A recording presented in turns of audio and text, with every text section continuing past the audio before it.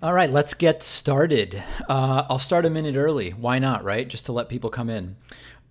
So much to talk about. I was not actually going to stream today, but then I saw that my emotes got approved after like 10 days by Twitch. So I figured I'd stream. Why not? And a lot of people liking the emotes. Only a couple people are tier 1 and tier 2, so they don't get all the emotes, but I'm already seeing the David Cry emote. I'm seeing the David Chomp emote from McLovin. I'm seeing the David Hare and Ideas. I guess Ideas, I'm mixed on the Ideas one. I guess it's like jokingly, anytime I mention the Battle of Ideas, that one could be used. To be honest, I don't even really know whether these are supposed to be used in concert with something I'm doing or not, but I guess it doesn't really matter. But anyway, the emotes are there. So I am here, and it's great to finally have the emotes there. And I'm guessing that now we will be able to iterate. Now that there are emotes, we will get better and better emotes. So one of the things I'm going to do in a bit, I've been thinking about doing this for a while. I'm going to take some different political quizzes that are around. So one is this new New York Times one. Let us predict whether you're a Democrat or a Republican. Of course, I'm neither, but I am on the left for sure. We'll see if it predicts that. I've done the I Side With quiz and the political compass quiz already a bunch of times, so I don't think I'm going to do that again. I've got some others though that I might do. There's the 8 values one, and then there's politiscales, but these are sort of long, but I'll talk about what people want me to do. People saying that there is a sync issue. Let's try to fix that, but please first refresh your page. Refresh your page first. I don't want to go chasing a sync issue that's not really there. Refresh your page first. And if you've refreshed your page and there's still a sync issue, let me know, because it looks like 150 millisecond offset was what fixed it last time, and I don't want to start fixing it again if it's not really a problem. So please only tell me whether there's an issue in the chat if you've refreshed your page. Sync is fine. Still out of sync. Good. It's fine. A little bit of a sync issue. Okay. It seems like there might be a small sync issue. Can people tell me whether should I be adding to the 150 or taking away from the 150? I think I'm fine doing another tweak, but I don't want to make it worse in the end. The video is behind the audio, so you're hearing it first. So does that mean, do I need to go up from 150 or down from 150? The video's behind, the audio's ahead. It's better. Sync is only good. Sync is fine for me. It seems fine to me. Yeah, maybe I don't do anything with it right now. It's unclear. There doesn't seem to be a consensus. Video is slightly behind. It's fine. Okay, well, I'm doing nothing then. I'm going to do nothing. Okay, also, I have a hard out at 8 p.m. today because I have a phone call at that point. So I've set a very modest goal of just 10 website members to open the phones. The phone lines have been going really well. Info is over there for signing up on my website. That's the most direct and precise way of supporting my work. 0 of 10 website members. 10 is a very low goal. We should be able to easily hit it, and then I'll open the phone lines for you fine folks a little bit later. And by 8 p.m. Eastern, sorry, I forgot I have to mention time zone. I would add another 75 milliseconds, people are saying. You know what? I'm going to add 50 milliseconds. I don't know if this updates instantly. It seems to. I've just added 50 milliseconds. Let's let it go. Okay, people are saying I should raid when done streaming today. Yes, I want to raid someone. Please tell me who I should raid, because of the people that I follow, let me see if anyone, I don't really follow that many people. Let me see if anyone's even streaming right now. Destiny is streaming.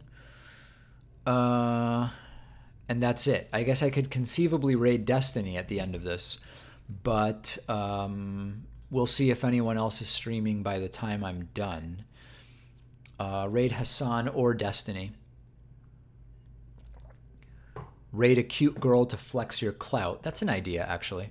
You know, there is actually a girl streamer whose name I forget, who has like a ton of followers, who follows me on Twitter. And I have no idea if she even knows I'm streaming, but I think she does like Minecraft or whatever. I don't even know who it is.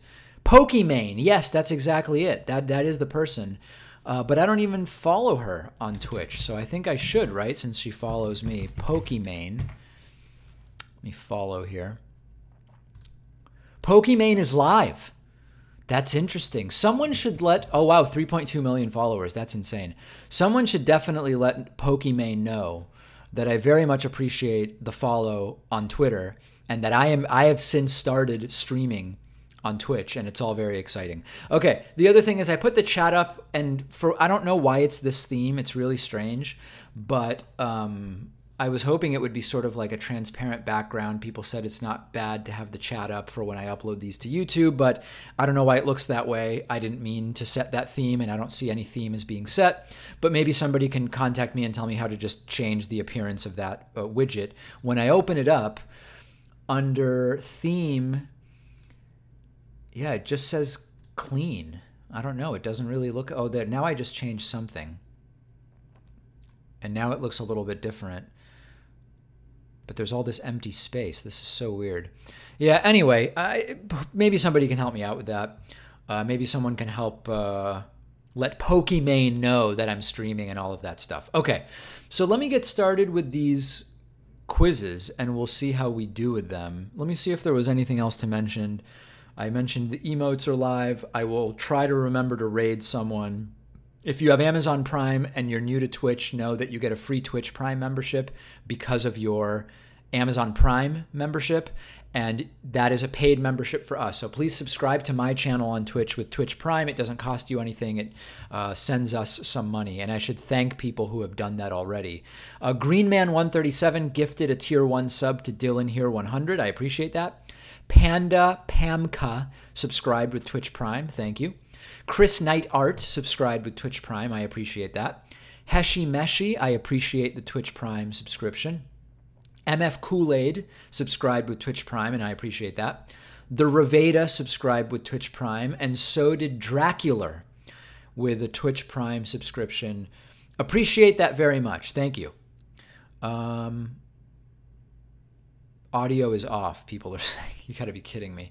Yeah, I just don't know what's going on with the Twitch, with the audio. I don't know if it's a Twitch-based issue. It's fine when I do anything else, but I'm not gonna do any. I'm not gonna make any other audio changes right now. Website members, to be clear, are not Twitch members, but website members. People seem confused, and the info is right over there. And I want to thank Tyler Rabin, who is website subscriber number 1, Rodrigo Clark, who is website subscriber number 2, and Daniel Hemmerly, who is the evening's website subscriber number 3. So we are 3/10 of the way there. All right, so let me get right into some of these quizzes. This first one my dad sent me, and I feel like it's going to be pretty short. Let's take a look. Are you Black, Hispanic, or Asian? I already don't know the answer. I think I am Hispanic. Let's see if we can redefine Hispanic. Hispanic definition in the U.S. Census anyway. I mean, I don't know. Let me pull this up in a second. Let's just take a look. I believe that I am Hispanic. Okay. Definition. Hispanic or Latino refers to a person of Cuban, Mexican, Puerto Rican, South or Central American, or other Spanish culture, regardless of race. Okay, so I am South American regardless of race. This includes Argentinian. Okay, so the answer there is I am Hispanic, so that'll be a yes. So just on that basis, apparently by being Black, Hispanic, or Asian, it's 14% more likely than even that I would be Democratic. So far, so good. Am I Black? I don't think I need to look up the definition for that one. I am not Black. Am I Protestant? Definitely not Protestant. Have you or a family member served in the military? I haven't, but I have family members who have, but not the U.S. military. What's people's opinion? I have family that have served in militaries, but not the U.S. military. So do I answer yes or no? U.S. military only, someone says, although it's not clear. probably means U.S. I would say yes, any military counts. I would assume U.S. military. U.S. only, I would say no, yes, no, U.S. military only. Here's my thought on this. There's a very particular, so in other places, like for example, in Israel, where I have family that have served in the military, because everybody serves in the military, there's no like cultural or political thing that would be associated with serving in the military because everyone does it. I feel like the context here is that it's trying to ascertain something based on American culture around military service. So I think on that basis, the answer is no, and people seem to be agreeing with me. So I'm going to say no. Am I 42 or younger? Yes. Is your family income less than $60,000 per year? No. Okay, people like you are plus 61 Democratic. Okay, I mean, I vote mostly for Democrats, although I'm not a Democrat. Although plus 61, okay. Does this mean anything to anyone? I don't even know. How much have we learned anything from this? This seems very dumb. I don't think we've learned much from this at all. Anyone could have predicted it. People are saying, yeah, I don't disagree with you. Frenic31 has cheered 10 bits, and I appreciate that. Mesmer Plague 6661 has subscribed with Prime, and I really appreciate that as well. Let me get to some other website members. Jonathan Kirshner. Kirshner, by the way, we're going to be talking about Kirshner tomorrow. My home country of Argentina is imploding, and we will be there will be plenty of discussions of Kirshner tomorrow on the program. Jonathan Kirshner is new website member number 4 of the evening, and Amanda Cordero is new member number 5. So we are at 5 out of 10 website members. If we get to 10, I'll open up the phone lines. Okay, we have an option here. I can either take the 8 values test, which someone suggested to me, or I can take the Politiscales test. Now, the Politiscales test has 117 questions, which seems a little bit insane for just a casual stream. The 8 values test has 70 questions. So I'm leaning towards doing 8 values merely because it's shorter. Let's see what people say. Politiscales 1, 8 values. 2 people say 8 values. 3 for 8 values. 2 for Politiscales. 4, 5, 6, 7, 8 for 8 values. 8 values. 8. Okay, it looks like people are saying just to go with 8 values. So I will do that. Okay, Politiscales we'll save for a different day. Please feel free to play along with me if you would like. And thank you to Zarf55 for signing up with Twitch Prime, and Madam Ao for subscribing with Twitch Prime as well. Okay, so let me just jump right into this. Feel free to play along. Okay, people are talking about slow mode. Do we have some kind of slow mode right now? Slow mode 30 seconds. I guess we don't really need that. I'll turn that down to 10 seconds right now. There's not that many people in the chat. Kind of a slow stream. Okay. All right, let's get right into it. Slow stream, not a prostate issue. I'm just talking about an online thing. All right, oppression by corporations is more of a concern than oppression by governments. I tend to agree with that, although I won't strongly agree. It is necessary for the government to intervene in the economy to protect consumers. Strongly agree. We've heard this laughable thing about corporations have incentives to regulate themselves. No regulation is needed.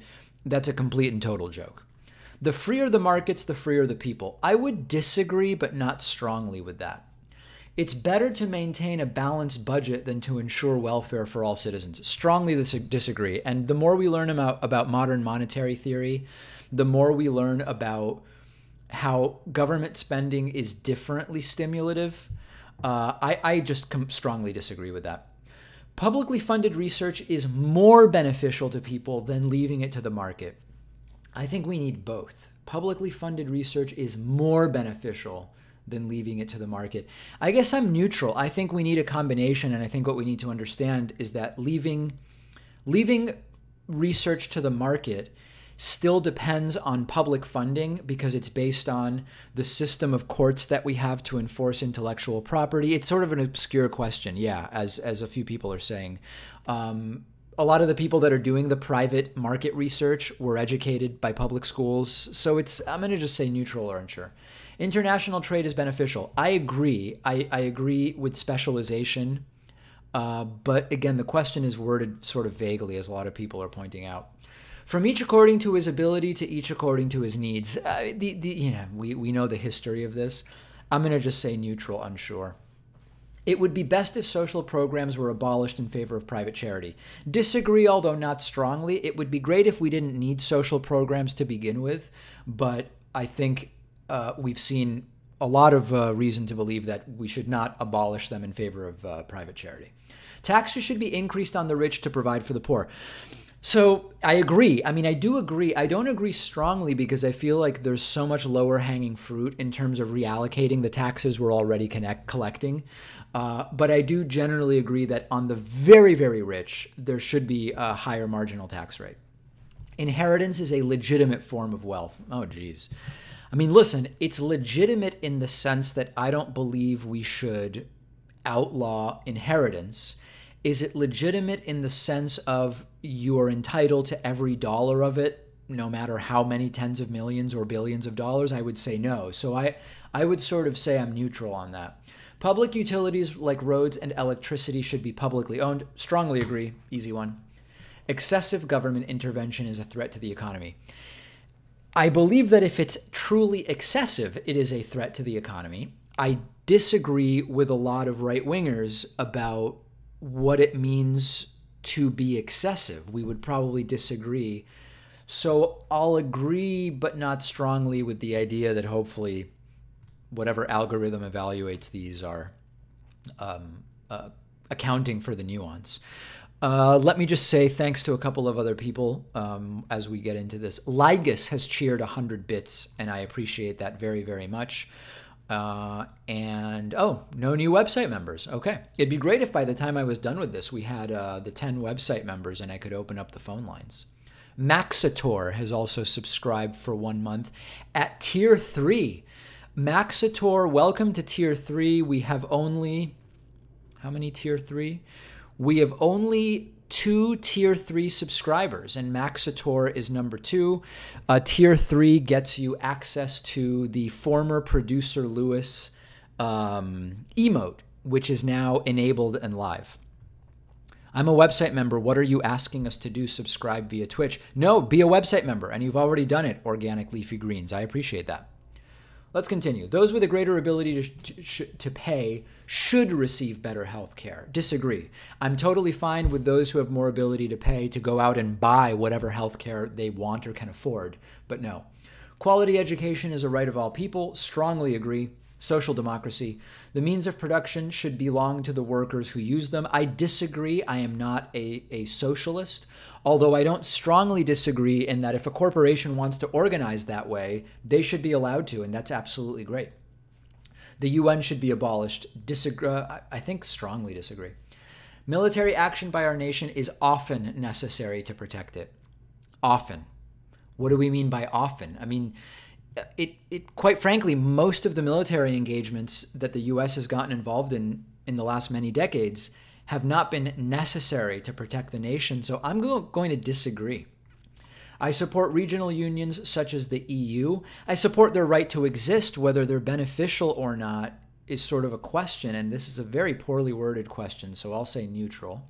It's important to maintain our national sovereignty. I'll agree, but not strongly. I mean, I acknowledge and accept the nation state as a way to organize the planet, so to speak. A united world government would be beneficial to mankind. This is so loaded, and I sort of don't even want to. I think that no matter what I say, unless I do neutral or unsure, it's all in the details, right? There are ways in which a united world government would better deal with issues that don't respect country lines, like climate change, right? Pollution doesn't respect country lines. So I think I'm just going to say neutral on that. It's more important to retain peaceful relations than to further our strength. Man, I've never taken this before, but a lot of these lack any context whatsoever. It's like it's important to retain peaceful relations up to the point at which we start getting taken advantage of, right? I mean, I think my approach is going to be, as people are saying a lot of these questions are trash. If it's a really bad question, I'll just do neutral, unsure. Wars do not need to be justified to other countries. Man, I guess I disagree with that. I think they do need to be justified, if not legally, for the purposes of maintaining relationships. Military spending is a waste of money. Man, it's like, it's not a waste of money. Like, having a military is not a waste of money. The degree to which we spend on the military is ridiculous. Yeah, really good point, L. Coops. These questions are likely aimed at people who are just not as informed on political issues.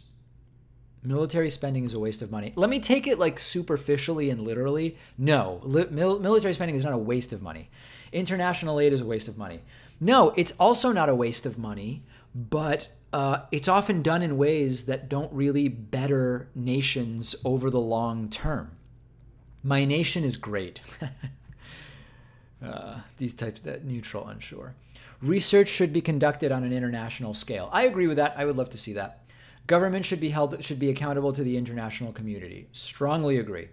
Even when protesting an authoritarian government, violence is not acceptable. Oh, God. It's like, I'm against violence. There are circumstances in which a population has no choice. Violence is not acceptable. I wish it said violence is never acceptable, because then I could disagree with it. I guess I'm going with neutral or unsure. My religious values should be spread as much as possible. Just strongly disagree. I'll take a break at 35 and thank people who have been signing up. Our nation's values should be spread as much as possible. Strongly disagree. It is very important to maintain law and order. It's important. There are values that in certain cases would supersede. I'll say agree rather than strongly agree. The general populace makes poor decisions. I actually strongly agree with this, and I know that there is an anti-democratic sort of implication in that, which is not the way I say it, but it is true that the general populace makes poor decisions. Victimless crimes such as drug use should not be crimes at all. I agree that drug use should not be a crime. A lot of so-called victimless crimes are not really victimless, but let's assume that this really is referring to actual victimless crimes. I will agree. The sacrifice of some civil liberties is necessary to protect us from acts of terrorism. Some civil liberties, but we go too far and we don't really protect from terrorism. So I guess I would say, I'm assuming that the test is going to rate me like an adult. So I'm going to say agree. All right, let's take a break and thank a few people. Liam Hamama has subscribed with Twitch Prime, and I really appreciate that. King Humpty has subscribed for 1 month at Tier 1, and I also really appreciate that. Thank you so much. Let's see. I believe we have a couple of other new members here. Let me see here. Pam Spalding is a new David Pakman Show website member. Thanks, Pam. Really appreciate that. And Carl Olson is a new David Pakman Show website member. So that gets us to 7 out of 10. Again, we are looking for 10 new website members. Info is right over there. I'll open up the phone lines if we get those 10 website members. Let's see here. Somebody's saying the test will show I'm a globalist imperial fascist. Yes. Well, we'll see. Let's continue. Government surveillance is necessary in the modern world. Some surveillance is necessary, not what we actually have. Terribly worded question. I'm going to say neutral or unsure. The very existence of the state is a threat to our liberty. No, I disagree with that. It seems like a libertarian talking point. Regardless of political opinions, it's important to side with your country. I mean, I'm not an idiot. Strongly disagree. No authority should be left unquestioned. I agree. The question is which authority and to what extent and for what reason. A hierarchical state is best. Garbage question. Garbage question. There are definitely, we know from sociology and political science that there are types of decisions where you need a hierarchical organization or things become literally impossible.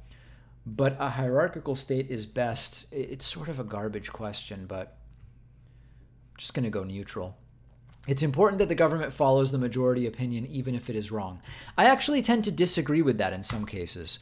The stronger the leadership, the better. Stronger as an authoritarian strongman, stronger as in decisive, stronger as in most educated. It's just such a garbage question that I have to go neutral, unsure. Democracy is more than a decision-making process. Agree with that. Environmental regulations are essential. Strongly agree. A better world will come from automation, science, and technology. So I told Joe Rogan this. 5 years ago, I would have said strongly agree. I still agree, but I'm less of a techno-utopian than I used to be. So I will say agree. Children should be educated in religious or traditional values. Should, no, they can be, but I is it disagree or strongly disagree that they should be? I guess strongly disagree. Traditions are of no value on their own. I think traditions have value sociologically. On their own suggests to me divorced from their history.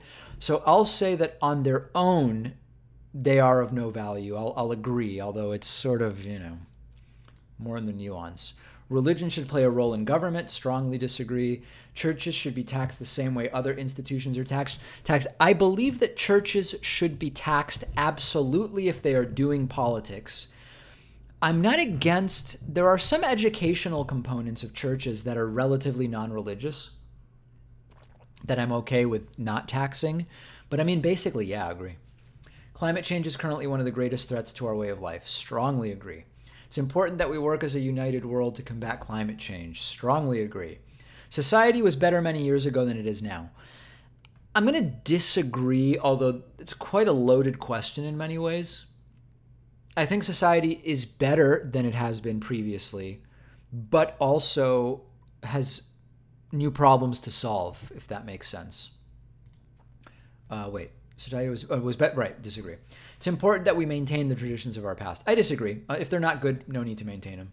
It's important that we think in the long term beyond our lifespan. Strongly agree. Reason is more important than maintaining our culture. I agree, although I don't think of culture as unimportant. Drug use should be legalized or decriminalized, obviously. Same-sex marriage should be legal, of course. No cultures are superior to others. How loaded question. I think that science can tell us a lot about the superiority of certain outcomes, and many of those outcomes relate to culture. I'm just going to go neutral, unsure. Sex outside marriage is immoral. Strongly disagree. If we accept migrants at all, it is important they assimilate into our culture. It is important that they assimilate to the extent that a total lack of assimilation causes problems. But we don't want them to assimilate too much that their culture disappears, because that's what's so great about a multicultural society. So I would say it is important, but I don't strongly agree in some sense. Yeah, assimilate is such a loaded word. Disagree then. I guess that means I disagree. Okay. Abortion should be prohibited in most or all cases. Strongly disagree. Gun ownership should be prohibited for those without a valid reason.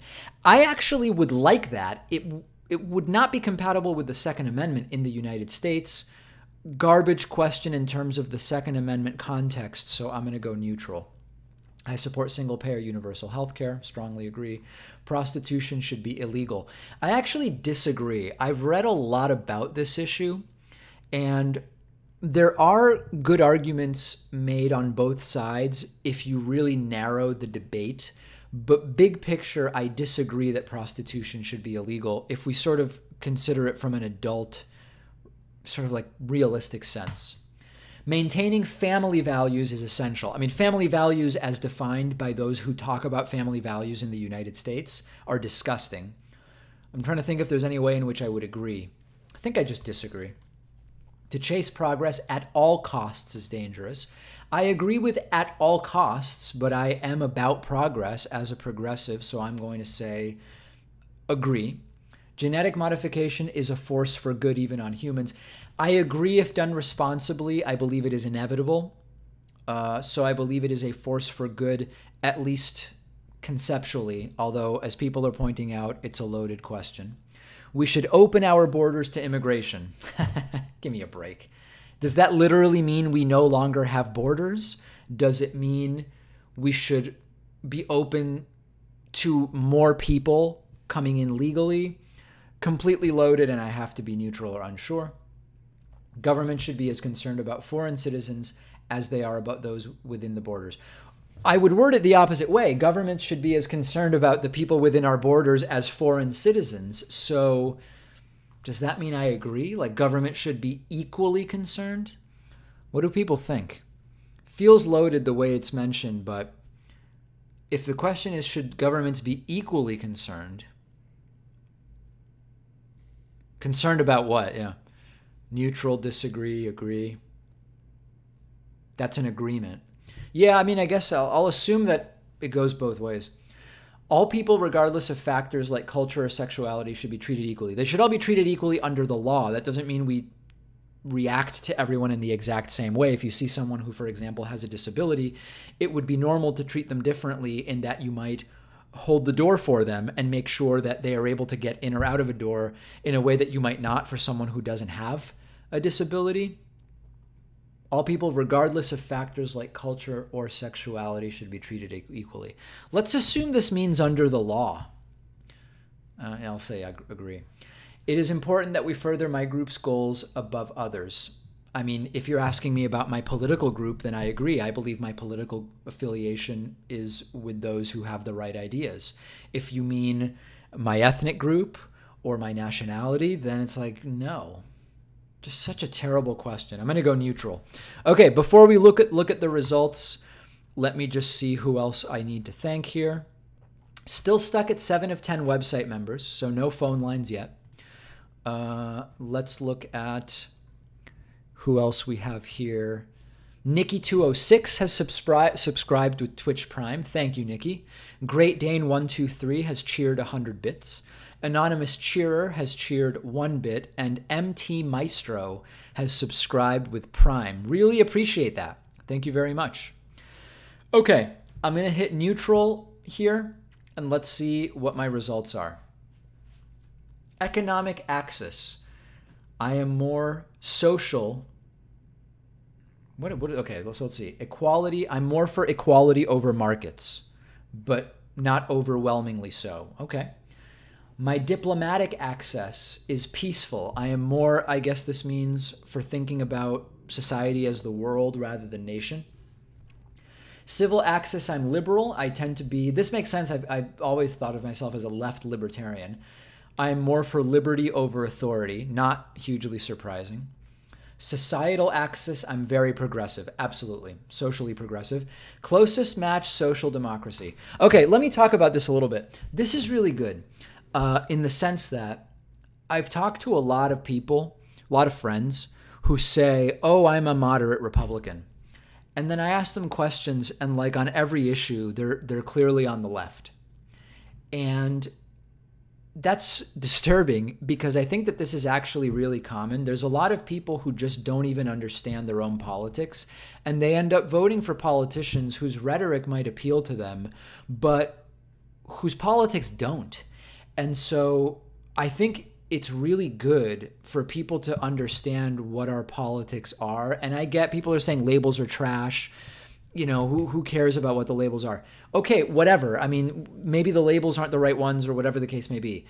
I believe that I am a social democrat, and this, as well as Political Compass and others, basically confirm that. And only if we actually understand what our political beliefs are we going to be able to go and then actually figure out who do we want to vote for. So I think that I'm pleased that the test seems accurate, and I'm pleased that I seem to understand my own politics.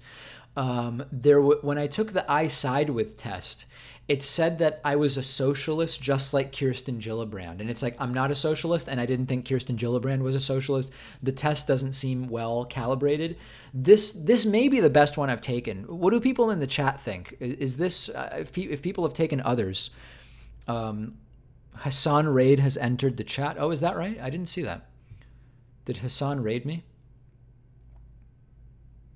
Politiscales is better. Maybe I'll do that one. It has way more questions. No. Oh, I see. People are using some kind of Hassan emote, I guess. Got it. Yeah, okay. So people... Oh, The Moral Foundations by IDR Labs. Yeah, let me make a note of that. Okay, so people have ideas for next time. Let me just make notes. So Politiscales, Moral Foundations. That would be a good one.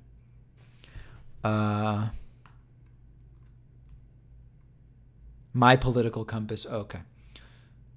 Hassan Raid emote. Got it. According to BreadTube, I'm a fascist. I answered too much neutral, says Cuban Soy Boy. Yeah, listen, I'm not going to listen to what a soy boy says, so that's just too bad. Psychopathy test. Yeah, that's a good one. Psychopathy test. It would be great if they tightened up the questions. Okay. I'm not seeing anything else immediately relevant in the chat. All right, so that is that. Let me see what else I wanted to get to today. Okay, here's something I wanted to get to. How many people in the chat who are watching right now are not David Pakman Show YouTube subscribers right now? Tell me if you're not a YouTube subscriber. 1, 2, 3, 4, 5, 6, 7, 8, 9, 10, 11, 12, 13, 14, 15, 16, 17. And please don't subscribe yet if you're not. 18, 19, 20, 21, 22, 23, 24, 25, 26, 27, 28, 29, 30, 31, 32, 33, 34, 35, 36, 37. No point in counting. Why not? How else would I know?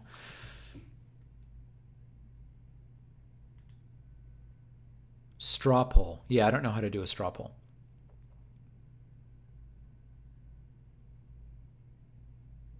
Okay, seems like quite a few. Okay, that is very interesting because we've been trying to figure out how much of the Twitch audience, we've got about 12,000 followers, how much of the Twitch audience came from YouTube and are already YouTube subscribers and how many people did not.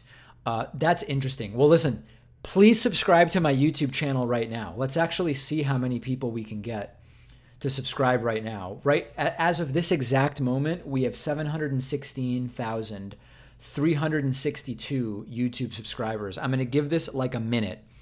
Please subscribe on YouTube and let's see how many we can get. We're trying to get to 1 million. We're on track to do it in June. That's only 10 months from now.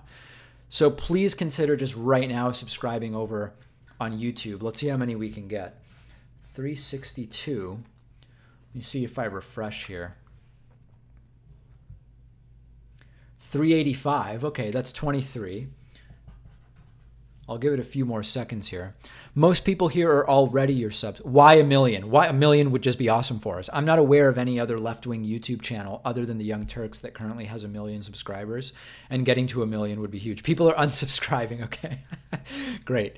And meanwhile, my goal is to get the the Twitch account to 25% of YouTube, okay? So let's actually pull up the calculator. We just launched on Twitch a few days ago, like 10, 12 days ago. So right now we have 12,090 divided by 716,385. So right now my Twitch following is only 1.68% what it is on on YouTube, which is sort of sad. My thought is that if we can get to 25 or even 15% of my YouTube following on Twitch, that my Twitch will very quickly become like one of the biggest revenue sources for us. Because on YouTube, only like, what is it? Something like point something % of the YouTube followers contribute in any financial way to us. And on Twitch, it's like 11%. I mean, right now, about 11% of my Twitch followers are subscribers, which is just crazy. I mean, if that was the situation on YouTube, it would be completely bonkers. And I assumed that that was going to fall over time. But as we get more followers on Twitch, it's continuing. Right around 11 or 12% of my followers are actually contributing in some way, either through bits or Twitch Prime or whatever. I do think that, I think it's on the 25th or the 26th of this month, this is going to drop when a lot of people have their Twitch Prime subs expire. And since they don't renew automatically, I'm sort of predicting that we are going to have a big drop in subscribers on the 26th and 27th, which are the 1 month anniversaries of me live streaming for the first time, where we had a whole bunch of followers. So I think that that is maybe a difference. But I'm getting a lot of messages where people are talking about, no, I'm misunderstanding this or the other. Some people saying what you need to understand is that just having 500 people watching live puts you in the top 5% of Twitch. If that's true, that's very interesting. People saying I'm their favorite e-girl. I appreciate that. Thank you so much. Asking about what video games I play. I don't really play that many. I would have twice as many followers as Hassan if I had a fourth. So that seems unreasonable. Oh, okay. I mean, yeah, some people are saying it's straight up unrealistic to think I'm ever going to get 175,000 followers on Twitch. Maybe that's true. I have no idea. But I'm here to build it, so we'll see what happens. All right, let me thank some other people. Donkey Show cheered 100 bits. Great Dane 123 cheered 100 bits. Say He has subscribed with Prime. Gerald O'Dean has subscribed with Prime. Great Dane 123 has cheered another 100 bits. And Ligus has cheered 100 bits. Persuade has cheered 10 bits, which I also appreciate. Let's see how we are doing over on website subscribers. Nobody new. Okay, so listen, I'm looking for 10 website members. The info's right there. If we get just 3 more, I'll open up the phone lines. At the top of the hour, I've got to run because I do have a phone call that I need to, phone meeting, a work phone call or whatever you would call it. So I have not unlimited time. But if we get 3 more website members real quick, I'll open up the phone lines. This is a 5-member rebate. I don't know what that means. Stream my phone meeting. Yeah, I don't think so. That would not be appropriate. Look at YouTube stats through Social Blade instead. Social Blade has a ton of inaccurate info. All right, I forgot to refresh. Let's refresh the subscriber count. We started at 716,362. Now we are at 716,406. All right, that's pretty good. Let's run the numbers on that. 716,406, 716,362. 44. Okay, well, it's not maybe that great. Anyway, the whole thing was, if you don't subscribe to me on YouTube, please do. Who do people want me to raid when I am done today? Raj messaged Pakman to go on the show. I've not heard anything from Raj. I don't know who Raj is, but people say he has a huge stream. I'm not against going on, but please let Raj know that I have not heard from Raj and to email me through my website. Raid the Surfs, raid Destiny. You know, I think what I should really do is, as I mentioned at the beginning of the stream, a Twitch streamer who I don't really know that much, I believe who goes by Pokimane, followed me on Twitter. And now I am on Twitch. And Pokimane has 1 million followers and like 3.2 million followers on Twitch. So I think I should raid Pokimane when I'm done, right? If Pokimane were to even, if there's like a 1% chance she would ever lend me any kind of support on Twitch, it seems worth raiding Pokimane. Do it, do it, do it, big league. Do it, bro. All right, so maybe we're going to do that. When I'm done, I will raid Pokimane. Let me make a note of that. I'm a noob on this platform and it's great. Yeah, absolutely. I have no clue what I'm doing, but I'm going to try it. Okay, we're going to raid Pokimane later. Very good. Okay, here's something else I wanted to talk about. Let me just do a few other thank yous. Extreme Moderate cheered 100 bits, thank you. PQ Coyote cheered 100 bits, thank you. X Melancholic cheered 100 bits twice. That's 200 bits. Thank you very much. I appreciate that. Okay. Fair enough. All right, let me talk about something else. People have asked me to address the prediction markets as a way to understand the 2020 Democratic primary. The idea being that polls like these on Real Clear Politics don't tell us nearly as much about who is likely to win versus how people are betting. So let's actually take a look at it and compare. Let me see how I can do this. Can do this. There we go. Okay, side by side. And that doesn't work. Yeah, okay. So let's not do it that way. Okay, so if we look at the opinion polling right now within the Democratic primary, Joe Biden is doing best at 30.8%, while Elizabeth Warren has rocketed into second place, followed by Bernie Sanders. If we look at the predictit.org markets, we see that Elizabeth Warren has now jumped ahead of Joe Biden as the most likely to be the Democratic nominee, followed by Kamala Harris and then Bernie Sanders. So if you are someone who trusts the polls more, which is people saying how they are going to vote, right now we still have every reason to believe that Joe Biden is the front runner, that Elizabeth Warren is surging, that Bernie Sanders is right in there, and Kamala Harris is pretty far behind. On the other hand, if you look at how people are betting, we see that Elizabeth Warren is the person tied with Joe Biden and actually slightly ahead that the money is on, followed by Kamala Harris and only later Bernie Sanders. So what do people in the chat think about this? Do you think that at this point in time, August of the year before the election, is the opinion polling more likely to tell us who is going to ultimately be the nominee, or are the prediction markets more likely to tell us? Let me see what people think.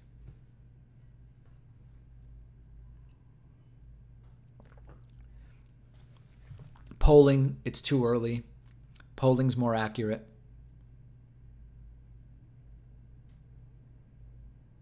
Very inaccurate. Okay. Polling means nothing. So, okay, listen, for people saying polling means nothing, let's actually take a look at something. Let me see if I can find this. Okay, where would that be? Let's look at 2016 Republican primary.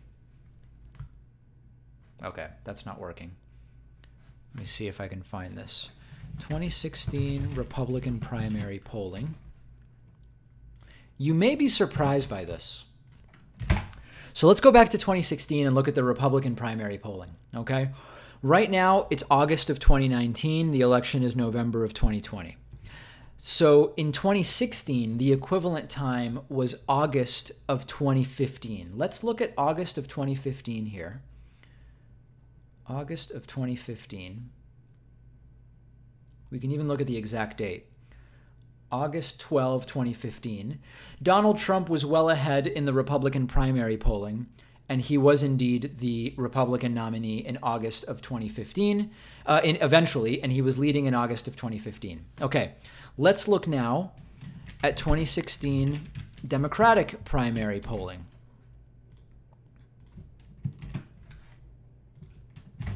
Here it is. If we go back to 2016, and we go back to August of 2015, which is the equivalent time to right now, August 12th, you will see that Hillary Clinton was well ahead of Bernie Sanders, and of course she was ultimately the nominee. Now, it got pretty interesting right here. The point being, for the most part, in recent political history, the people that are winning right now end up being the nominees. Although, again, that could change. I know there are lots of people who are just waiting for Tulsi to explode or Yang to explode, and any second they are going to take the lead. I just don't see it. I really don't. Let me go back to 2020 presidential. Here we go. And put it back here. I think at this point, the only people who have a shot are Biden, Warren, Sanders, maybe Harris, and maybe Pete Buttigieg. That's it. I mean, listen, Beto O'Rourke is done. Booker is obviously, he never wasn't done. Tulsi Gabbard is done. Andrew Yang, I know people are saying that he's just jumping up any day now, but I like the guy. I've interviewed him. I don't see it. Nobody else here has a chance, okay? So if someone a lot of these people aren't even going to make the next debate. Let's even look at that. 2020 Democratic Debates Wiki. This is an interesting document. Let me pull it up here. A lot of these candidates aren't even going to be in the debates. Actually, here's an interesting story, by the way. We were scheduled to interview one of the 2020 Democratic presidential candidates tomorrow on the show. And I just knew they're going to bail soon. People are going to start quitting. They're going to cancel on us. And they canceled today. And I assume that they're going to be announcing that they're gone. So listen, right now, you've only got 1, 2, 3, 4, 5, 6, 7, 8, 9 candidates who have met the criteria for the third debate. Some of these may fall out. Andrew Yang, for example, has 4 qualifying polls and you need 4. If he loses one of those, he's out. Castro is close. He has 3 qualifying polls. Gabbard only has 1. And I think she's polling 0 in some of these. Oh, I went away from it, but let me see here. Election 2020, Democratic nomination. Gabbard. Yeah, I mean, so she has, I don't even know if Economist YouGov counts, but she's polling 0 or 1 in a lot of these polls. So a lot of these people, I mean, basically everyone here, do you even stay in this thing if you're not in the next debate? I don't know. What do people think? Do you stay in if you don't even make the next debate stage?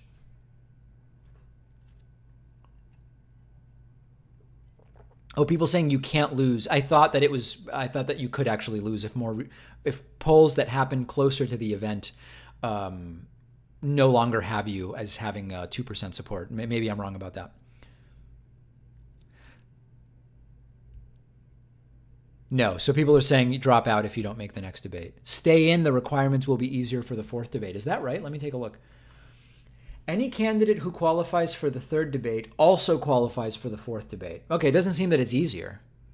In what sense is it easier?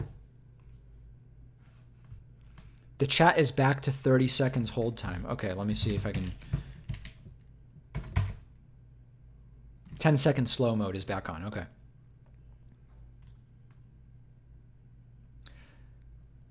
No, so I'm not... I think there might be a misunderstanding.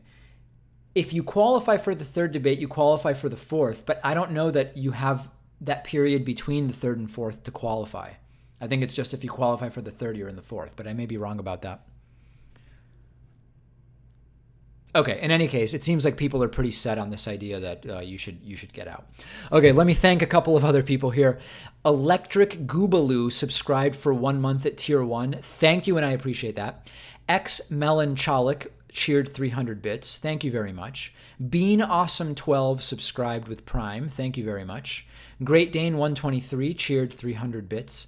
And Starinx, or Stary NX, subscribed with Prime. Thank you very, very much. I also want to say thanks to...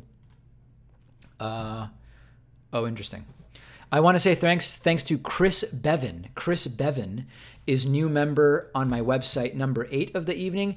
Do people want me to take phone calls this evening? If the answer is yes, will 2 more people sign up on my website to get us to 10? At which point, as the information over there says, that's how you do it. I will open up the phone lines. I have until the top of the hour today because I have a phone call at the top of the hour. I'm glad to take phone calls from whenever we get to 10 website members until the top of the hour if people want. Okay, let me see. What else were we looking at? Let's take a final check here. So I said earlier, if you're here and you don't subscribe to my YouTube channel, please do. And it seemed like there were a lot of people. 44 people went over and subscribed on YouTube. Let me refresh once more and see what the current number is. I'll give it like another 30 seconds. Please head over to my YouTube channel, youtube.com/The David Pakman Show, and subscribe. It's free. It's literally, it costs nothing. We're trying to get to 1 million subscribers there. Let me just give it like 20 more seconds, and then we'll see what our final count is. Let's see. What else did I want to mention? I will be rating Pakman when I am done because she follows me on Twitter and has 3.2 million followers, and it would just be amazing. I'm actually going to tweet to her. Pakman LOL. Pakman, by popular demand, I will be rating your stream when I'm done with mine at the top of the hour. Peace and love, to quote the great Ringo Starr. I don't know what I'm doing, but this maybe is a good thing. Okay. All right, let's do one last refresh over here on YouTube. All right, so nothing to sneeze at. I think we've added 716, 425, 716, 362. All right, 63 of you have gone over and subscribed over on my YouTube channel, which I very much appreciate. Very, very exciting stuff. All right, let me see what else I had on my list here that I wanted to talk about. So we've been premiering the daily TV show, the broadcast show. Like all these clips that you see on my YouTube channel are from my daily TV and radio show. We've been premiering a full episode of that on Twitch around 4:30 p.m. Eastern time each day. And it's been going okay. What I'm finding is that about 1% of my Twitch followers seem to jump on the live premieres of my episodes. We get a handful of new Twitch Prime subscribers, usually about 50 new followers. Do people think that it's worth doing that every day, or should we not be premiering our TV episodes on Twitch? My thought is just to get more content on Twitch, if and until I do more streaming. People seem to be saying keep it going. I got like 2 emails over the weekend that kind of bummed me out that said, David, what you're doing is pointless. You shouldn't premiere that. It's a waste of time. People asking if it costs anything. It doesn't cost anything, just a little bit of time to set it up. Structure is good for Twitch. Doesn't Twitch have a rule about recording content on its platform originally? I don't believe so. My Twitch contact said as long as we're premiering it on Twitch before it goes on YouTube, that it's okay. People saying it's good for the time being. Feels like good exposure. It's never a waste of time. Premiere it, you get more viewers. Yeah, I mean, listen, if it keeps getting like 1% of my followers and that number keeps going up, it seems worth it. People saying they don't get notifications for the premiere. Yeah, I don't even know how people hear about it, quite frankly. I don't know how it is that people are finding out about it. But only some, maybe that's the problem, right? What about YouTube's feeling on Twitch first? I don't think YouTube has anything like that. Seems like the benefits outweigh the costs. It does seem that way. I prefer watching on Twitch over YouTube, but I've been watching YouTube a long time. You're building a channel and then go live after the show. You build your Twitch base very fast. Yeah, all right. Well, listen, I mean, it doesn't seem like there's any particular reason to stop doing it at this point. Thanks to Divisia, who subscribed with Prime. Let me check. Last time I forgot to check my Streamlabs notifications for donors over there, and I missed a bunch of comments that people had. Let me take a look. Okay. Who else here? X Melancholic said, I'm an e-girl tipping your stream while my streamers tip me. Spread the streamer love. Okay, spreading. Ligus said, just an anecdote, but the Game Grumps have 5.1 million on YouTube and only 232,000 on Twitch. So 5% is a good ratio to shoot for. Yeah, that's fair. I mean, maybe I should be shooting for 5% of my YouTube following on Twitch, which right now would be about 35,000 subscribers. Maybe that's reasonable. I don't know. Ash the Straw Hat donated $2 and said, hey, David, what's your favorite emote on Twitch so far? I have no idea. I mean, I really pay such little attention to emotes. I should probably pay more attention to that, but I just don't. Have I done the political test already? Yes, I have. I have done that already. How many subscribers do I have since joining Twitch? I don't know if am I allowed to say how many subscribers I have? I don't want to do anything that might get me banned. Night Maney has subscribed with Prime. I appreciate that. People saying it's fine to say it. It's public knowledge. But I'm not allowed to say what percentage we get. Okay, got it. I'm not supposed to. Yeah, okay. So we've got almost 1,400 paid subscribers right now on 12,000 followers, which, like I said, is right around 11-12%, which is unbelievable. I mean, truly, it's shocking as a percentage. Link to the test. The test was 8 values results. So you go to 8values.github.io. And for people who missed it, I came away as a social democrat, which is correct. I have a good assessment of my own politics, and the 8 values test seems to correctly assess them as well. Great Dane 123 has cheered 400 bits. Appreciate that, Great Dane. Zest24 has subscribed with Prime. So we may soon have some challengers for the top cheerers. Turkey, Bacon, and Cheese is still the top cheerer of all time with 6,500, but there are a whole bunch of people now between 1,000 and 1,600 who may soon make it into the top 3, which is cool. Frank486 has subscribed with Twitch Prime, which I also very much appreciate. Bernie has a Twitch channel. All right. Well, good for Bernie. Okay. Todd Burkemper has subscribed on my website. That gets me to 9 of 10 website subscribers. Okay. I have like a half hour left before I have to go, and I am only 1 website member away from getting to 10, at which point I will open up the phone lines at 617-830-4750. I say let's just do this. Clearly, at least some people want to call in. Let's just get that 1 more member. And I think I'm so confident we're going to get 1 more person signing up on my website. I believe we'll actually get 5 more, that I'm going to go over and start getting set up to unblock the phone number. Not doing it yet, but I will do it soon. And when that happens, I will also update the stream title to include the phone number. Don't break, Pakman. Don't break. Believe me, I am not. I will only go to the phones if and when we actually get 10 website members. Do Tier 2 and Tier 3 subscribers count as website members? No, unfortunately not. Only website members count as website members. Isn't Pokimane a conservative? Oh, God, is that true? If that's true, I'm going to have to bail. Holy crap. That would not be good. I'm not finding anything about that. Are people just... No, she's a centrist. Pokimane likes ContraPoints. I doubt it very much. She's a communist. She has said profit is theft. Pokey's a progressive. Okay. All right, whatever. So let's see. I think we have 1 more new member here. Yes, Joseph Ree.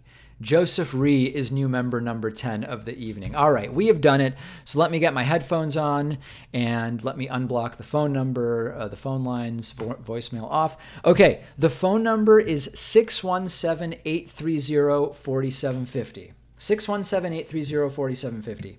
Just going to take me a minute to get my headphones on and to get connected to the system. Let's see here. Got to turn that down so I don't blow out my eardrums. And let me get connected here. 617-830-4750. Now everything's completely tangled. I must have punched my mic a bunch of times. I apologize. Okay. Let's see here. What on earth? There's some very strange noise in my headphones. Okay, and also, oh, I need to do one more thing. Let's see, 617-830-4750. Don't forget that. Let me just take care of, I'm on the wrong screen for getting to phone calls. My office looks like a therapist's office. It is. I'm actually a therapist part-time. No, I'm kidding. Okay, let me just add some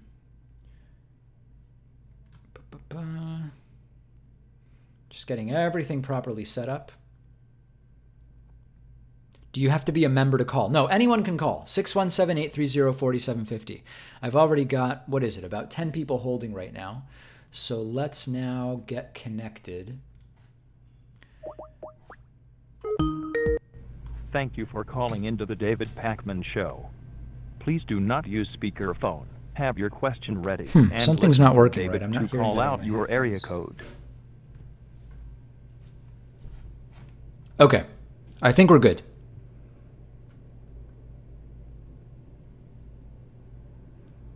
We are very, very close to ready to take phone calls here. All right, 617-830-4750 is the number. Let me make sure that I am taking copious notes about the callers. Bad connections may get you blacklisted between now and the next time I take calls. Good questions, good connections, getting right to your question or comment, seen very, very favorably. And in the meantime, let me thank Daniel Thiverge, who has also signed up on my website, as well as Ryan Wozniak, who has signed up on my website. Thank you so much. Really appreciate the support. And we are going to take some phone calls here. Okay, let's go first to the caller from the 503 area code. Who's calling today from 503? David, it's Chris in Salem, Oregon, about an hour south of Portland. Oh, dear. This is not good. Hold on a second. I know the audience can hear you, but I can't, which is a real problem. So just give me 1 second. Headphones. Okay, can you still hear me? Yeah, I can hear you. Okay, perfect. Now you're in my headphones. All right, what was your name? Chris, calling from Salem, Oregon. You're in the Portland area. What's going on, Chris? So, just a couple things. I know that you're in the Boston area. I first heard you on WHAV. It used to be a nonprofit, The Wave, back in 2013. I don't think they're still around any longer, but that's where I first heard you. My comment, though, is on the YouTube algorithm. You've been saying on a lot of your content lately that it seems like your channel is kind of being minimized, as it were, and going to the more kind of corporate channels. And I've noticed that myself. I know the autoplay used to just kind of go with like a newer video of yours. Now they're going to like HBO with John Oliver, or they're going to like more corporate shows. So it's definitely still a thing, and I hope that that will change. All right, very good. Thank you for the report. And yes, every indication that that is the thing. Hello? All right. Looks like Chris got in and out there. Let's go next to our caller from the 717 area code. Who's calling today from 717? Hey, this is Adam from Lancaster. Hey, Adam, what's going on? Not too much. Just wanted to keep things light. I was wondering, do you do any impressions, especially like political impressions? No, not really. I mean, they're all pretty bad. That's it. I'm trying to think who I've done. I've done some over the years, but they're just not really very good, you know? That's all right. All right, well, thanks for taking the call anyway, and love watching your content. So all right. Thank you. Appreciate it. Appreciate it very much. Okay. Let's go to Brody from Dallas. Brody from Dallas. It's been a little while since we heard from him. What's going on, Brody? Hey, David. It's good to hear from you. Thanks for picking up my call. I'll get right into it. My question is, I was thinking about electability and turnout, as obviously we need to make sure we maximize that. I wanted to get your thoughts on which candidates, or in general, what candidate that is selected might have on different effects in terms of down ballot support. Meaning, if we get a candidate that people are very energized about, say maybe Bernie or Warren or Yang or one of those candidates, versus a candidate that people are not as excited about, like maybe Biden, would that have any effect or any non-effect on down ballot candidates?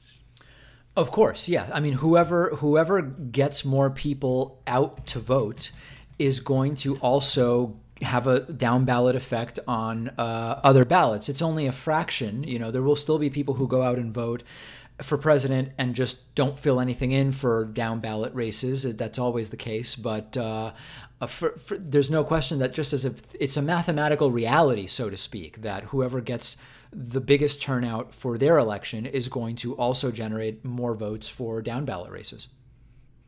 And is there any evidence or any way we could maybe like learn or research more about that? Because I've been trying to find information about which candidates, other than just general turnout, have had the most influence on down ballot candidates, and I haven't been able to find much information about that. Do you have any thoughts about the current field and which candidates might have a better chance at creating the enthusiasm to turn out that effect we need for down ballot candidates? No, I mean this is the whole point, which is we don't know who is most likely to get the biggest turnout. Every year we always hear, oh, this time young people are really going to turn out, or this is a candidate who has more of a following from this group versus that one. The only things that are sort of steady over time are that older groups of voters are much more reliable voters than young people, no matter what it is that we hear. And then beyond that, it's going to be a combination. I mean, listen, I think this election in total is going to come down to get out the vote, and that comes for presidential, and it comes for House of Representatives. It comes from it accounts for what happens in the Senate as well. So no, I don't have any particular insight into that right now. Right on, man. Well, that was just my question, and thanks for doing all the hard work, you and Pat and Max and everybody else. Thank you so much. All right, Brody, thank you. Great to hear from Brody from Texas. Let's go to our caller from the 919 area code next. Who's calling today from 919? What? This is Steinman. It's Steinman? Simon, yes. Okay. Oh, Simon. What's going on, Simon? I have a question, and that is, why are taxes not based on the result, right? So wouldn't a more palatable tax be whatever percentage it takes from the top, whatever percentage it is to serve whatever that dollar value need is for the particular year? For instance, education. If it costs $1 million, then you charge whatever percent it takes from the top 1% to pay for education. Are you talking about I don't even understand. So you're saying first you figure out the budget, and then on that basis you figure out what is the amount of tax revenue that you need to take in order to cover that exact amount, and then you take no more. Right, that or the other way around, so like a trailing year. So the previous year's expense you pay for with this coming year's taxation. Well, I mean, we run a budget deficit. So number one, that's just not the way that it works. We take in less than what we're spending. So first, I guess you would need to cut spending, and of course, that's like a big right-wing talking point about talking. I just don't know that. I guess I generally understand what you're saying, but I don't know in practice what you're actually proposing. I guess for a particular cause, right? So pre-K funding. We need a pre-K funding. Could we not say some percent from some percent, on a sliding scale, whatever it takes to pay for that particular need? That's basically what we have. I mean, we take a different percentage based on income from people in order to pay for the things that we pay for. But it's not a function of the cost of it either, though, right? Well, in some sense it is, but we deficit spend, so it's we're spending way above and beyond that. In order to make up for that, we'd either need to drastically cut spending or increase tax revenue. Got it. Thank you. Yeah. All right. No problem. I'm not sure I totally understood it, but I did my best. Let's go next to our caller from the 212 area code. Who's calling today from 212? Hi, David. This is Joseph. Can you hear me? Yes, I can, Joseph. What's going on? Oh, great. So my question kind of centers around non-interventionism. I think that our foreign policy that we've implemented in the United States is a little bit screwed up at this point. In particular, the way that we go about funding it. So it seems to me that there's always this dollar for dollar sort of alliance between the Republicans and the Democrats, where if you increase domestic spending by $1, you must offset it with $1 of increased spending for some sort of military intervention. So my question is kind of how can we inform a base of people? First of all, can we challenge that idea and come to a position where military spending should kind of equal what the presence of an external or internal threat to our national sovereignty or security is? And then in addition to that, in an area that's so complicated for the average person who, works 44 hours a week, maybe has a family, gets involved in their community and their church, wants to keep up to date on the latest Netflix show, how can we get that sort of person excited about the prospect of non-interventionism, especially given the fact that it's seemingly termed to be unpatriotic to be against regime change. Okay, so there's a lot of different stuff in there. I mean, first you're talking about military spending and tying it to domestic spending. Then you're talking about getting through to people the idea that being against regime change is not unpatriotic. So there's a few different things. I mean, one thing is we need to, right now, the status quo on defense spending is that the debate is not over cutting defense spending or increasing it. It's about increasing it more quickly at the same speed or at a slower speed. And like, until we get away from that paradigm, I don't know how we even have any more serious conversations about the defense spending piece. The other thing is more of an ideological thing. I think increasingly more and more people understand that the regime change decisions, the regime change involvement that the United States has had has been disastrous, often financially and militarily for the United States and also for the countries in which we're involved in the regime change. So I think that there are tens of millions of people in the country who get that being against regime change is not unpatriotic, but you still have the neocons that are all about it and often for personal gain. Sure. I mean, I think I'd even go so far to say that it extends further than that of the neocons. If you look at particular what's been happening with Tulsi Gabbard in relation to how the mainstream media seems to be attacking her for, maybe meeting with a foreign leader and what the implications of that may be. And there seems to be some sort of implication that she is less patriotic as a result of meeting with a foreign leader. No, I don't think that the reason she's been criticized is just the meeting. I think it's been the funding of the meeting, playing coy about who organized the meeting. And quite frankly, I mean, there's not even been that much discussion about it because Tulsi Gabbard's polling like 1%. I think she's polling 0 in a recent poll. So I just think that the Tulsi stuff is overblown. I don't think she's been targeted in any particular way. Oh, sure. I mean in terms of the percentage of her. So clearly she's not polling too well, and so she doesn't get much time to speak. And by the way, I'm not even a Tulsi Gabbard supporter. But in terms of when I do see her on these sort of programs, they almost immediately go towards that issue rather than addressing anything else about her campaign. And so I mean this not so much as a criticism of or support of Tulsi Gabbard, but rather a criticism of mainstream media. Right. And their kind of fervent belief that we need to push regime change. And so I guess one way I can put it is I want to thank you and other outlets out there who are not in the mainstream in that sort of way of thinking that kind of promote, I think, a more polished and nuanced view of foreign policy. But all right. Thanks for taking the call. Joseph, thank you. I appreciate that. Great to hear from you. Thank you so much. Okay, let's go to our caller from the 416 area code. Who's calling today from 416? Hey, David, it's RJ from Toronto. How are you doing? Hey, RJ, how are you? I'm good, thanks. Am I coming through clear? You're coming through crystal clear. Awesome. So my question is about UBI and Andrew Yang's campaign. Now, I'm one of your Canadian listeners. I actually grew up in Kawartha Lakes where Ontario had a UBI pilot project. Yep. And that project was canceled before any data could be harvested because we have a conservative government that won the recent election here. But what I noticed and what my family noticed and what the municipality noticed and lobbied for was there's a lot of economic anxiety was lifted. So my thoughts are basically that we have a lot of the other programs that the Democrats in the States would like to see implemented, but we have some of the similar economic anxieties here, and UBI addressed that. So I wanted to know, do you get the sense, like I do, that Yang's policy might be better to address economic anxieties than some of the other platforms, or do you think the other platforms will do just as well? Which other platforms specifically? I think we just have to look at two policies and compare them. Well, then let's go with Bernie because he's like the progressive front runner, right?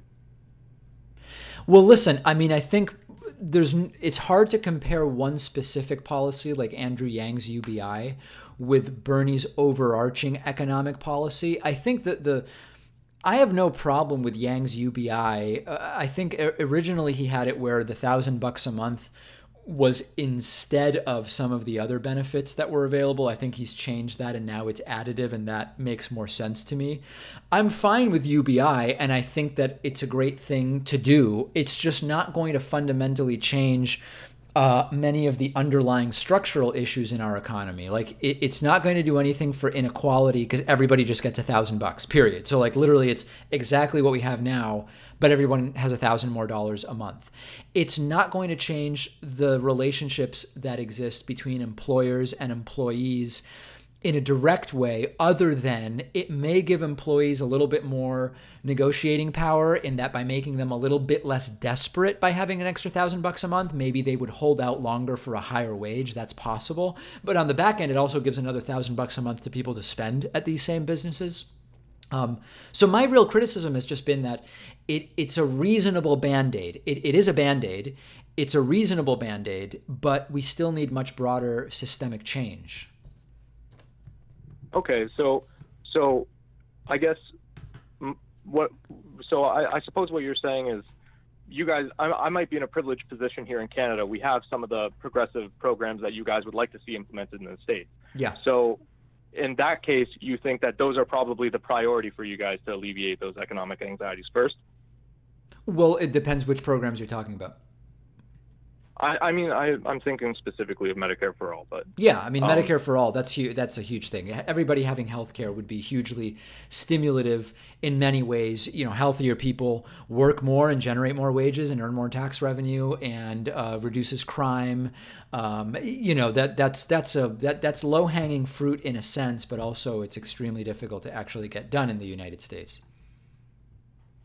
All right. Yeah. I agree, and I love all the stuff you're doing on Twitch, so appreciate it, and keep up the good work. All right, thank you for the call. Very much appreciate it. Let's go next to our caller from the 432 area code. Who's calling today from 432? Is this me? That is you, yeah. Who's this? Oh, that's exciting. Okay, so this is Josh from Texas here. I had two questions that are very similar. There's all this talk right now about Texas going blue, and it's like, yep. We keep hearing about Texas going blue, and it doesn't really, we keep getting teased with this, and so I think one of the big issues with that is immigration is still seen as anything that is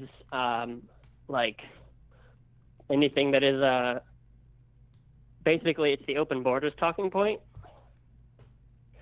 Okay. And so I'm wondering, what can we tell people in Texas who are worried about open borders? No one is calling for open borders.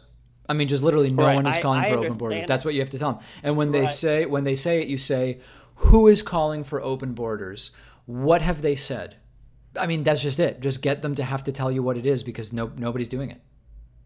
Right, but there's this sense of you say, oh, nobody's, this is a straw man. Nobody is, nobody's calling for that, but every time they go on the debate stage and they talk about decriminalizing, that makes everybody think, oh, they just want to let everybody roam free. Yeah, and, okay, so you're bringing up a good point, which is whatever your view on decriminalizing border crossing, there are ways to just, listen, if Democrats want to start focusing on,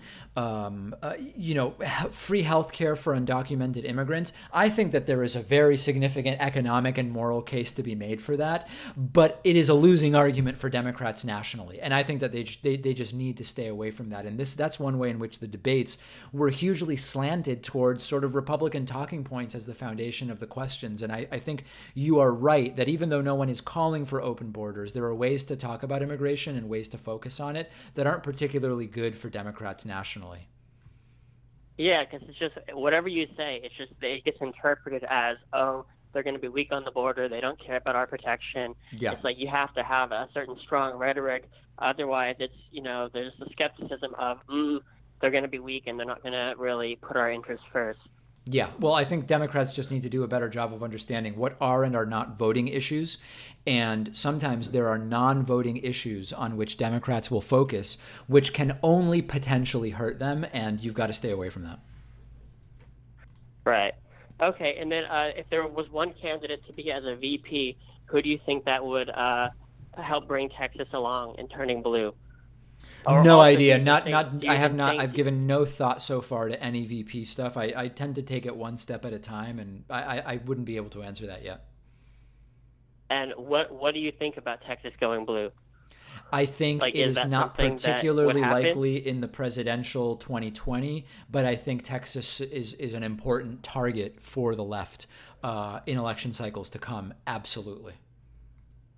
Okay. All right. Well, thanks for taking my call. All right, thank you. I appreciate it.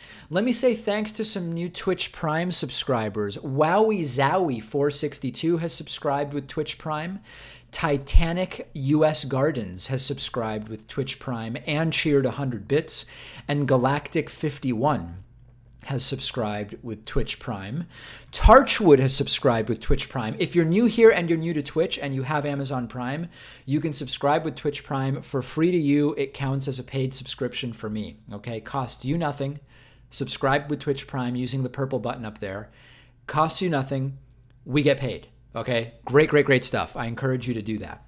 Let me go next to the caller from the 917 area code. Who's calling today from 917? Hi, David. This is Oliver. Can you hear me? Yeah, sorry. What did you say your name was? Oliver. Oliver. What's going on, Oliver?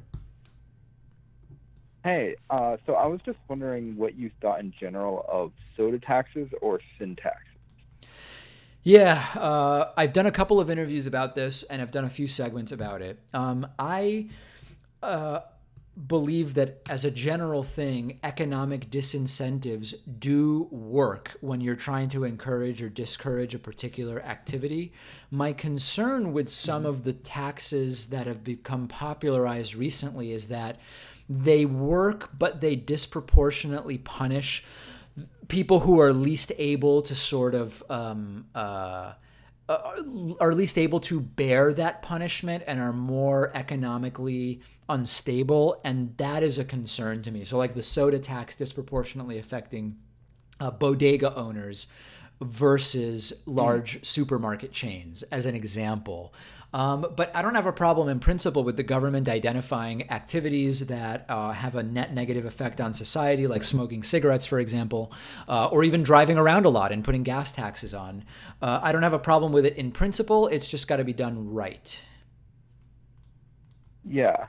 No, that makes sense to me. I didn't really think about it from the business owner standpoint, but like if you look at soda or cigarette taxes, I believe they don't tend to prevent current smokers. They don't tend to make current smokers stop smoking. They tend to prevent new people from picking it up. And so I think over time it might like be a net positive. Yeah, there's a lot of literature on this, which is what I would go to rather than speculating, because this has been studied quite a bit. Mm-hmm. All right, that was the only thing I had to ask. Thanks so much. Okay, thanks. Appreciate the phone call very much. Thanks to Sehi for gifting 5 Tier 1 subs to my community. Cats in the Walls got a free sub. Gentleman QB, Emil2464, Harry Barnacles, and Thunderbear 321. Free subscriptions. Very, very exciting.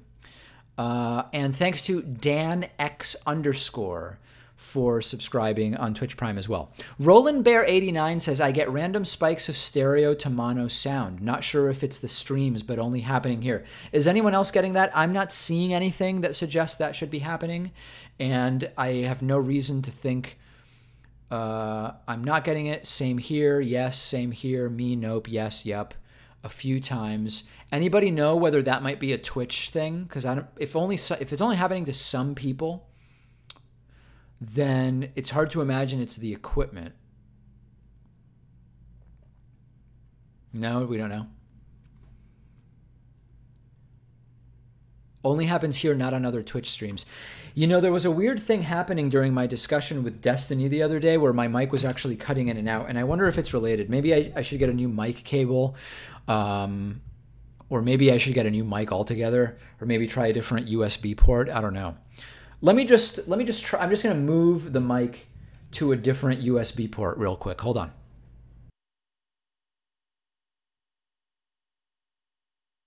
Testing 1 2 1 2. Testing 1 2 1 2.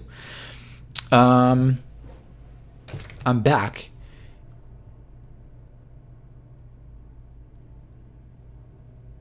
Anybody? Oh, it's too. That's interesting. It is way louder on that other USB port. I moved it from a USB port labeled SS to one not labeled SS, and people are saying that it sounds better. Interesting. Okay. All right. Well, listen, I actually, as I said, I've got a phone call at the top of the hour, so that's going to be it for me today. I will be streaming tomorrow night, 6:30 p.m. Eastern time. Hope to see you there. Thanks to everybody who joined me today.